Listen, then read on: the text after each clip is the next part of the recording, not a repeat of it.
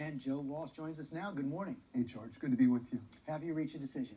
Yes, and it's great to be with you. I'm going to run for president, and I'm happy to be on your show announcing my candidacy.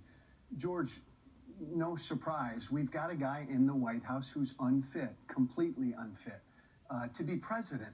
And it stuns me that nobody stepped up. Nobody in the Republican Party stepped up, because I'll tell you what, George, everybody believes in the Republican Party, everybody believes that he's unfit. He lies every time he opens his mouth. You say that. You say everybody believes he's unfit, but one of the things the White House points to, and the president points to often, is just about every poll shows more than 80% support for the president among Republicans. They don't have an alternative. I'll tell you what, George, and look, I'm running because he's unfit. Somebody needs to step up, and there needs to be an alternative. The country is sick of this guy's tantrum. He's a child. Again, the litany, he lies every time he opens his mouth. Look at what's happened this week. The president of the United States is tweeting us into a recession. I can tell you, George, that most of my former colleagues up on the Hill, they agree privately with everything I'm saying. But then how do you explain why they stand they're afraid behind him so strong? Because they're scared to death. Look, George, this isn't easy to do. I just sat down with you and said, I'm going to run for president. I'm going to challenge this guy. I'm opening up my life to tweets and attacks. Everything I've said and tweeted now, Trump's going to go after, and his bullies are going to go after. You ready for it? Yes, I'm ready for it. Republicans are scared to death of that. Here's what I think most of my former colleagues believe. They think Trump's going to lose in November, and they want him to lose in November. And then they think they're done with him and everything can go back to normal. Then they lose the courts, they lose the Supreme Court, they lose the next vacancy, they lose taxes. That's the argument the president's been making. They want Trump gone. They're just afraid to say that he's unfit. Look at this week. If you privately polled every Republican member of Congress, the president of the United States ordered private companies to not do business with China. The president of the United States said our Fed chair is as big of an enemy as China.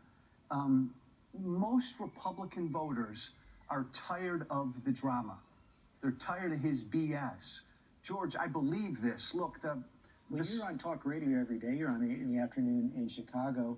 When you speak like this, what do you hear from your listeners? Support, correct? I hear support for the president. It's difficult to be a critic of the president's in conservative talk radio. But I hear real ambivalence as well. And I hear often, George, what you just said at the beginning. I don't like him, and I wish he wouldn't tweet, and I wish he would keep his mouth quiet, but we're getting some good things done.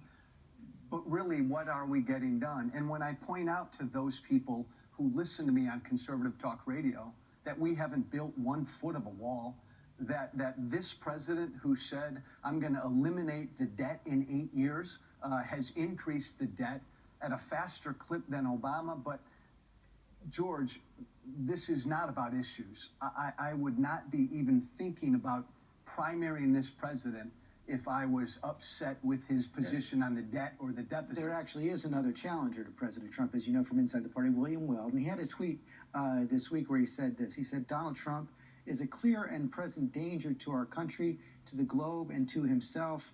And this is what got everybody's attention. Hashtag America deserves better. Hashtag 25th Amendment. You talk about the president being unfit. Should the 25th Amendment be invoked? It should be looked at. George, we've never had a situation like this. You can't believe a word he says. And again, I don't care your politics. That should concern you.